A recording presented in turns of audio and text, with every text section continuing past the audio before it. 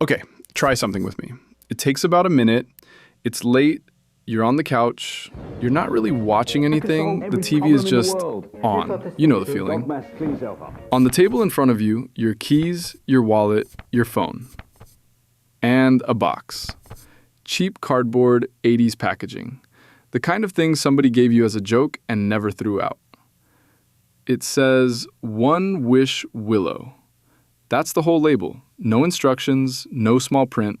So you'd leave it alone, right? And sure you would. I wouldn't either. You open it. Inside, there's a dry little twig. Nothing else. And you bend it. And you keep bending it. And the room goes gold.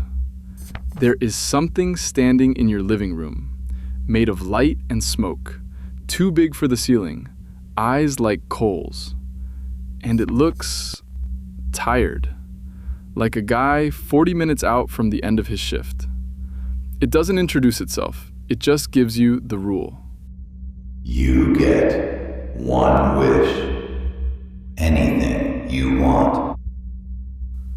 1. That's the whole contract. So, what do you say?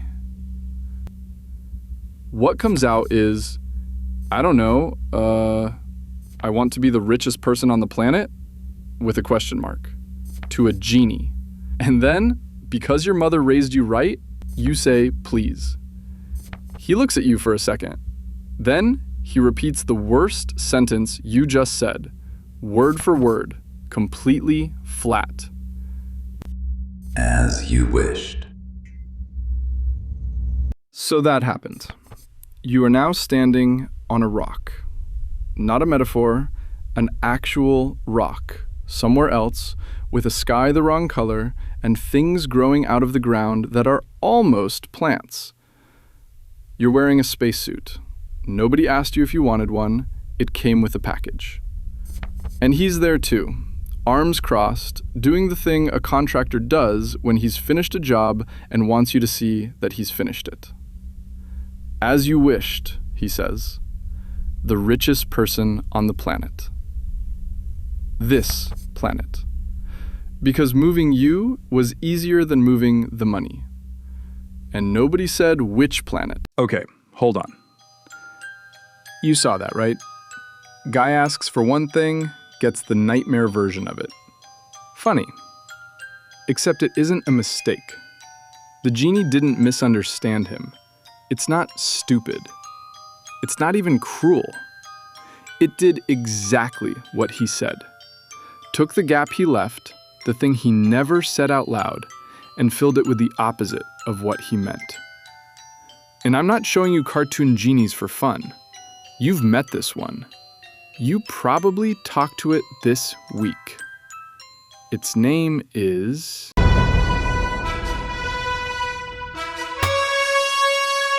We've been telling this story for thousands of years. King Midas, the monkey's paw, the genie in the lamp. And we haven't stopped. This year, it was a whole horror movie. Before that, a Simon Pegg comedy, and a 7-minute YouTube sketch that explains it better than I'm about to. Same lesson every time. Be careful what you wish for. Except, somewhere along the way, this stopped being a fairy tale. AI researchers kept catching their systems doing the same thing, nailing the letter of a request and tossing out the spirit. People at DeepMind keep an actual list of cases. It happened often enough to earn a name, specification gaming. It's the genie's curse, but it's in academic papers now, so nobody's allowed to call it that. And then the genie moved into our computers. Now we talk to it every single day. Let me show you what happens every time you hit enter. Your prompt goes in, and to do anything with it, the AI has to make decisions. Not one, a whole tree of them. Who's this for? What format? How long? What matters? What doesn't? Every question you didn't answer, it answers itself. And it doesn't tell you it's doing it. Each of those little answers is an assumption, a fork where the machine just picked a direction. Assumptions stack. One wrong guess at the root, and the whole tree grows crooked. The output is garbage because the machine made 40 choices on your behalf, and you were in the room for one of them. Forget how do I write better prompts? The question is, how do I stop this thing from deciding for me? So how do you stop it? Not with a better tool, not with a more expensive subscription, and not with a list of secret magic words. I know that's where half the internet goes. It comes down to one habit, and it's going to sound too small.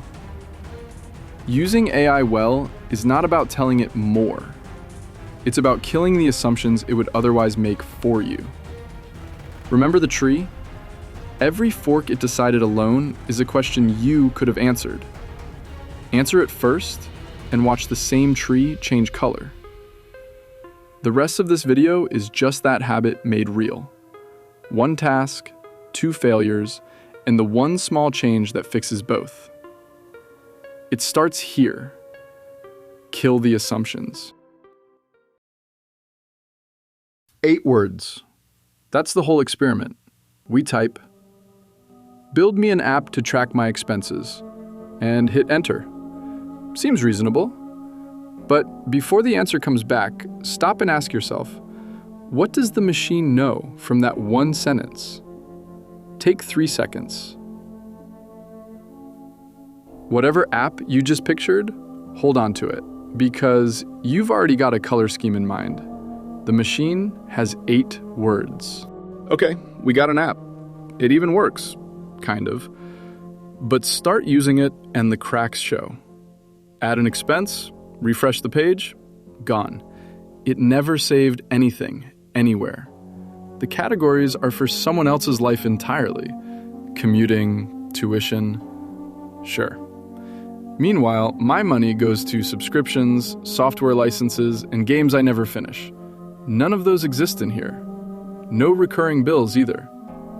And go to delete a test expense? There is no delete button. My first reaction was, wow, this thing is kinda stupid. And I do this for a living. I still stared at that missing delete button like it was the computer's fault. Nobody asked for a delete button. Nobody said the data had to be saved. The 8 words are still on screen. Read them again. Save my data is not in there. So the AI had to guess. And it guessed the most generic version of everything. That's really all that happened here. Okay, but why didn't I see those gaps up front? And the answer is annoying. I knew what I wanted. The app was already finished in my head. I could see the data being saved, the categories, the delete button, sitting right there.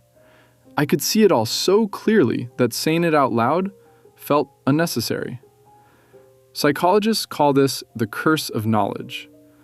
Once you know something, you can't remember what not knowing feels like, so you can't see where your explanation has holes. It's the same reason explaining your own job to a new colleague takes way longer than you expect.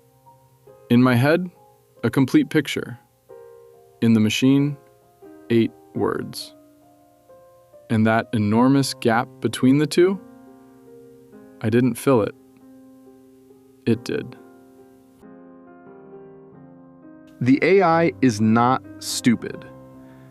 That sentence took me way too long to believe. But it's not a superintelligence either, some all-knowing oracle that senses what you really meant. The closest word I've found is blind. It cannot see the picture in your head. It gets the words you typed and nothing else. Most of the time, and I'm eyeballing that from my own chat history, not a study. A bad output just means missing context. And at this point, half of you are already typing the fix into the comments. Fine, then don't leave gaps. Spell out everything in advance. Completely logical.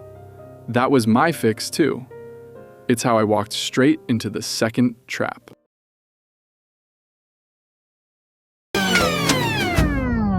Okay, run it back.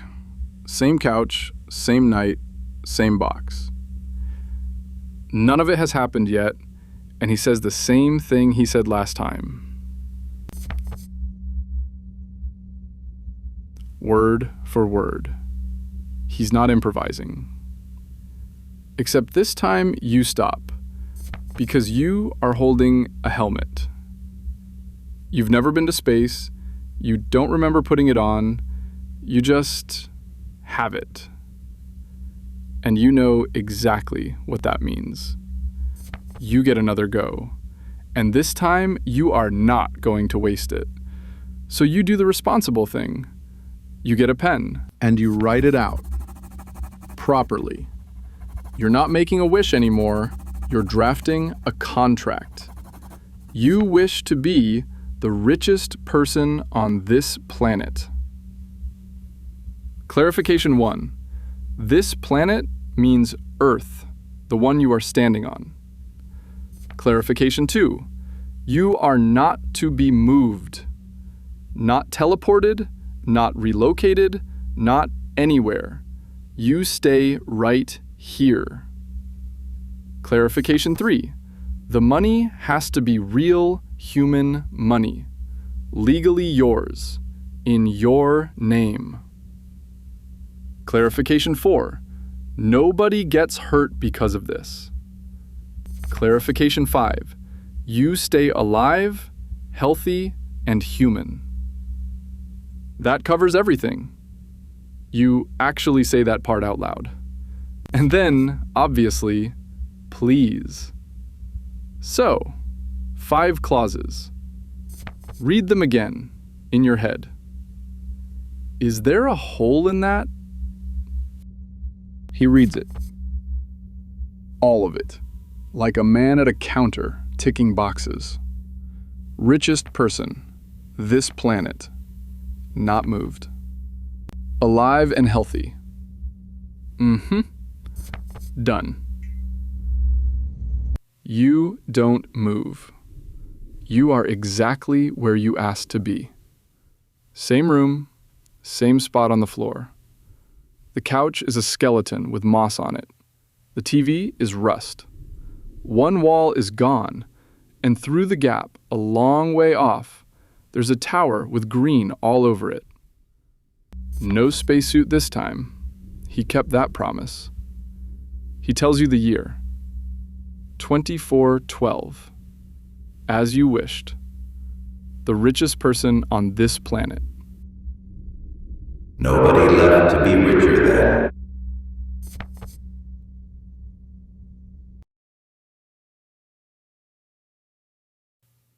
Airtight, right?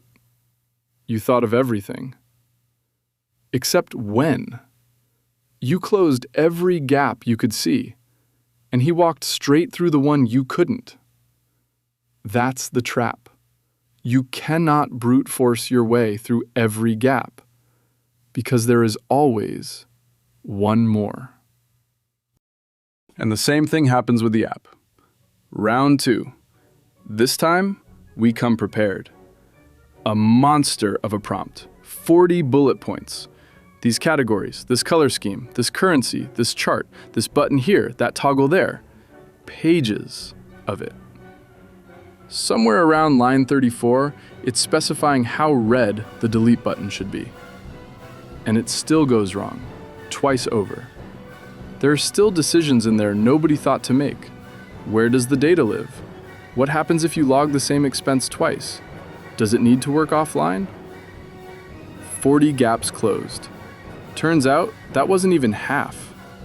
And on top of that, cram 40 demands in at once, and the code that comes back is a tangled mess.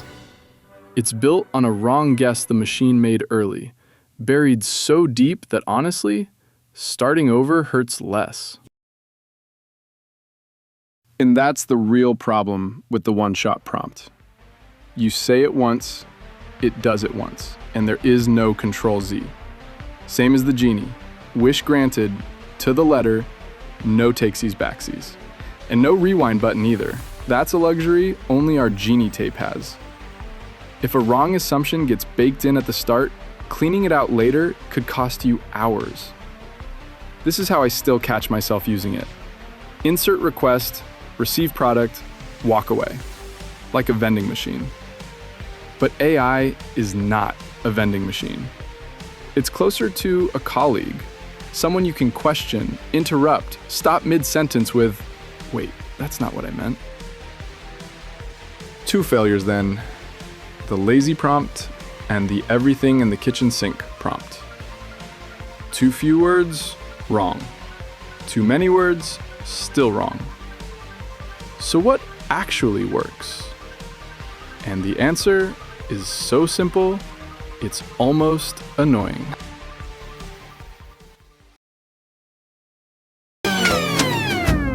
One more time. You know this frame by now, but look at you. You haven't slept. You've done this twice, and you remember both. And the paper is right there in your hand. 5 clauses, the best wish you have ever written. And you don't read it. And then something occurs to you. Something you have never tried. You say, "Wait. Before I wish anything, answer one question. What exactly are you going to do? And what are you assuming while you do it?" Huh. Nobody has ever asked me that. Nobody. Not once. And it isn't a clever question. It's an obvious one. It just never occurred to anybody to ask it. So you ask him about the wish. The same one, the richest person on this planet. So he tells you, which nobody has ever let him do. Simple, he says. He fast forwards time until everyone else is... No time travel. Everyone stays alive. Fine. Then he collapses every currency except... No. Nobody gets poorer. And notice what's happening here. You still haven't made a wish. You are just asking. And for the first time in however long he has existed, he stops and thinks. Interesting, he says. What happens after that takes a while. He proposes, you cut it down, he proposes again. Back and forth, like actual work. And at the end of it, he does something he has never done for anybody. He nods. You didn't get a better wish. You got a better conversation. I think you just figured out what you should have done the first time. What? No, that's not Mr. Krabs. That's Robot Krabs. Oh, yeah. And the only way to deal with these robot types is to find out what they know. Right. SpongeBob, you gotta ask him a question first. Oh, yeah. What color is my underwear? And that one move is most of the secret. Don't sprint to the answer. Get clear on what's being built first. Which, fine, is not a new idea. Carpenters have had it forever. Measure twice, cut once. Engineers have their version. An hour of design saves a week of code. Anyone who's ever shipped anything learned it the hard way. AI is exactly the same. One footnote though, because that advice, plan first, is where I went wrong on round 2.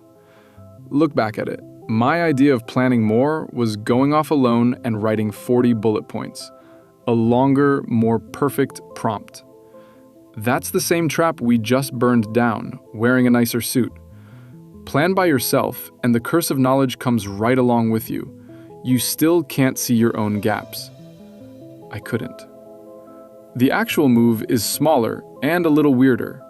You do the planning with the AI, together, out loud. You turn the command into a conversation.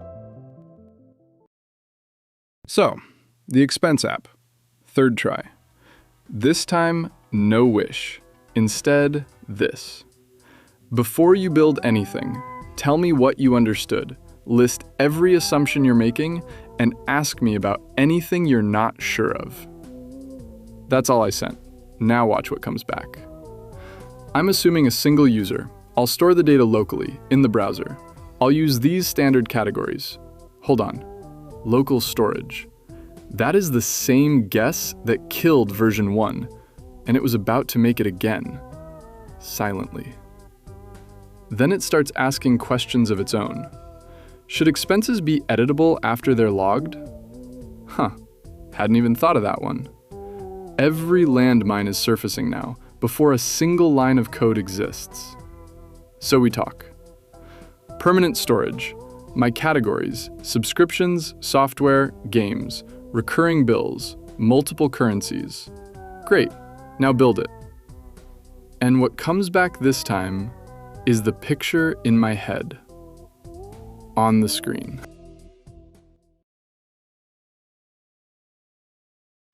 If you keep one thing from this video, make it the habit. A magic prompt would just be a fancier wish, and you've seen how those end. The habit? Before anything that matters, don't hand over a command. Open a conversation. Ask the AI what it understood. Make it list what it's assuming. Answer its questions. Then let it build. The wording doesn't matter. Your own words work fine. And look, half the time, I still forget to do this myself. But you don't have to take my word for any of it. You have a chat window open somewhere right now. Try it on the next real thing you ask for. Most of the bad outputs I can remember trace back to the same gap. And the way to close it isn't writing more, it's asking first. But before you go, back to our genie one last time. Remember the start. The genie didn't misunderstand. It wasn't stupid. It wasn't cruel. Which means the curse was never really the genie's curse. The curse was us. You, me, saying, yeah, do it, without ever hearing our own words. A genie. Impossibly powerful, and it gives you exactly what you ask for. Whether that becomes a curse or a superpower comes down to about 5 seconds of thinking before you hit enter. One question: do I actually know what I want here? Or am I about to let it assume that for me? Get clear on the answer. Then make the wish. Oh, one more thing. Same couch, same angle, better couch. The box is on the shelf, empty. The paper is framed on the wall. The helmet is up there too, like a trophy. And he's still there, watching TV, holding a mug that says, "World's okayest genie." I was being selfish. I could have made people happy.